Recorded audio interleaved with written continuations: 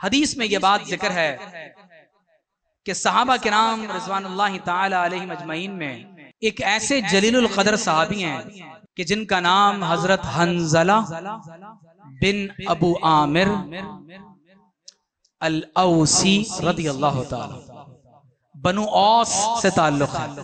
سبحان اللہ. اور آپ کا لقب ہے غسیل الملائکہ. وہ شخصیت، وہ شہید جسے غسل دینے کے لیے اللہ کے فرشتے زمین پر آئے. جو شہید حقیقی ہوتا ہے اسے نہ غسل دیا جاتا ہے نہ کفن دیا جاتا ہے. نماز جنازہ ہوتی ہے اور اس کو اسی کے لباس میں، اسی خون میں جو اللہ کے راستے میں بہایا گیا، اسی حالت میں قبر میں دفن کر دیا جاتا ہے.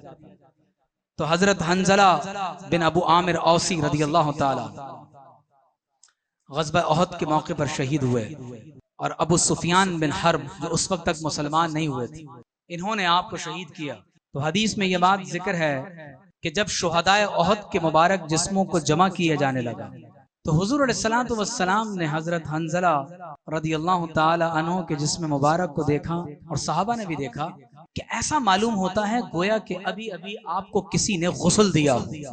صحابہ حیران ہو گئے کہ تمام صحابہ کے نعوذ باللہ جسموں کا مسلح کیا گیا ہے، اجسام مبارک مٹی سے اٹے ہوئے ہیں، بال بظاہر پراگندہ ہیں، لیکن حضرت حنظلہ رضی اللہ تعالی عنہ ایسا معلوم ہوتا ہے جیسے کسی نے بہت اہتمام کے ساتھ غسل دے کر قبر میں سپرد کر دینے کے لیے تیار کیا ہو.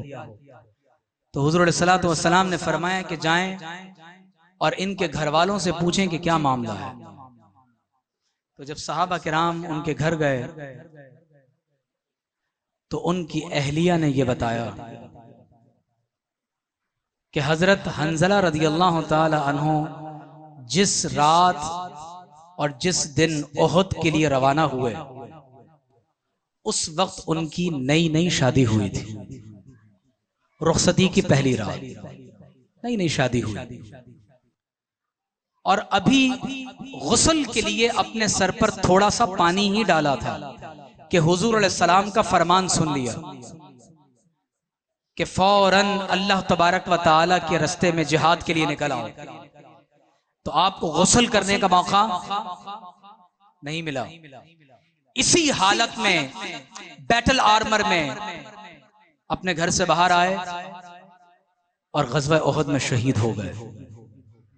تو حضور علیہ الصلوۃ والسلام فرمایا کہ یہی وہ وجہ ہے کہ اللہ تبارک و تعالی نے حضرت حنظلہ کی شان بتانے کے لیے فرشتوں کو زمین پر اتارا ہے کہ وہ حضرت حنظلہ رضی اللہ تعالی عنہ کو غسل دے. اس لیے حضرت انس فرماتے ہیں کہ قبیلہ اوس کے لوگ فخر کرتے ہمارے درمیان غسیل الملائکہ ہیں، وہ صحابی ہیں جن کو فرشتوں نے غسل دیا ہے.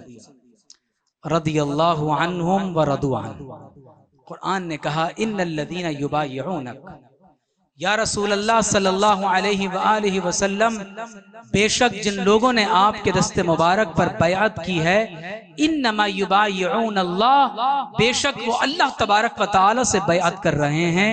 ید اللہ فوق ایدیہم، ان کے ہاتھوں پر آپ کا دست مبارک تو ہے، دراصل یہ اللہ کی شان کے مطابق اللہ تبارک و تعالی کا دست قدرت. فاستبشروا ببیعکم الذی بایعتم بہ وذالک هو الفوز العظیم.